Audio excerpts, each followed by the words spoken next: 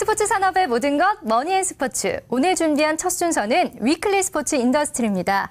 취재 기자와 함께 한 주간의 주요 스포츠 산업 소식을 전달하는 시간인데요. 오늘 함께해 주실 분 모셨습니다. 볼수록 기분 좋아지는 남자죠. 유정우 기자 나와 있습니다. 어서 오세요. 네, 안녕하세요. 유정우입니다. 네, 오늘 첫 번째로 위클리 스포츠 인더스트리에서 전해주실 소식, 어떤 소식인가요? 네, 오늘 위클리 스포츠 인더스트리에서 전해드릴 내용은요. 국가재정전략회의에서 나온 스포츠 산업 관련된 소식입니다. 정부가 지난 1일 2014 국가재정전략회의를 갖고요. 내년도 정부 예산을 비롯해서 향후 5년간 국가의 중장기 재정 운용 전략에 대한 논의를 펼쳤습니다. 그런데 말씀 중에 스포츠 산업과 관련된 내용도 있었다고 말씀을 하셨는데 어떤 내용을 토대로 논의가 됐는지가 궁금한데요. 네, 이번 회의에서 등장한 스포츠 산업 관련된 이슈를 좀 살펴보면요. 가장 먼저 각 지방자치단체들이 무분별하게 과당 경쟁을 통해서 실효성 논란을 일으켰던 국제대회 운영비 지원이 도마 위에 올랐습니다. 우리나라는 이미 세계 4대 스포츠 국제대회를 즉 하계올림픽, 동계올림픽, 그 FIFA 월드컵, 세계 육상 선수권 대회, 네. 이 네 가지 대회를 4대 메이저로 통하는데요. 이 네 개 대회를 모두 치룬 또는 개최를 결정지은 이런 세계에서 5개뿐인 나라 가운데 하나이거든요. 이야, 네. 또한 이제 동계올림픽 같은 경우도 세계에서 7번째 나라로서 동계와 하계올림픽 두 개를 다 개최한 이런 나라이기도 합니다. 네. 하지만 이에 반해서 국제 스포츠 대회를 대하는 우리의 인식이 여전히 좀 대회 쇼잉에 좀 집중하는 것 아니냐라는 지적이 끊임없이 나오고 있는데요. 네. 배보다 배꼽이 크다라는 지적입니다. 상황이 이쯤 되다 보니까 어느 순간 이제 국제 스포츠 대회를 유치하는 부분들에 대해서 마치 지자체 단체장들의 정치적 업적 또는 치적 사업화되는 경향이 좀 두드러지고 있는 것인데요.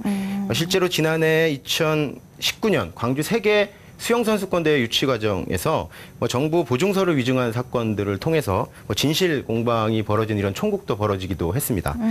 일부 지방자치단체들의 무분별한 국제 행사 유치에서 온 나라가 좀 이렇게 들썩였던 사건이었는데요.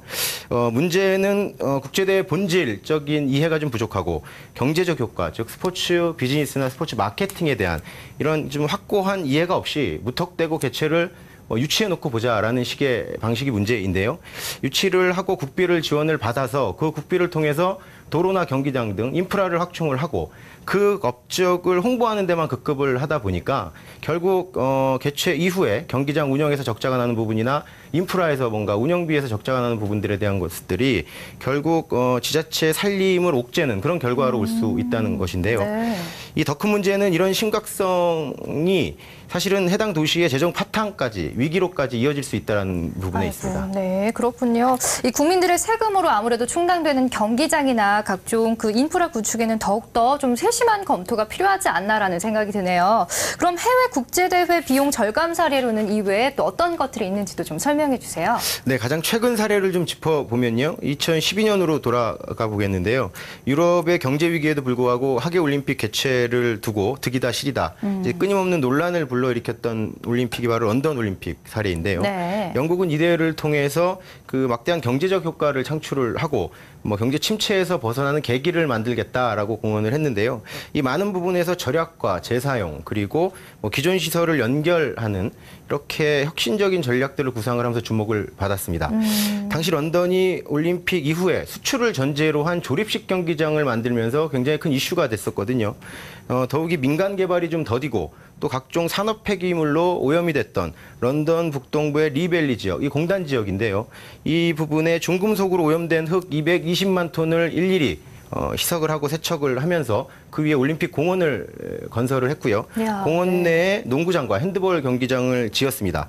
이 경기장들이 조립식으로 지어졌기 때문에 농구장은 대회 이후에 브라질로 수출을 하고 핸드볼 경기장은 런던 이외에 스포츠 시설이 필요한 지역으로 이전 설치하면서 투자 대비 효율성을 극대화한 성공 사례로 주목받고 있습니다.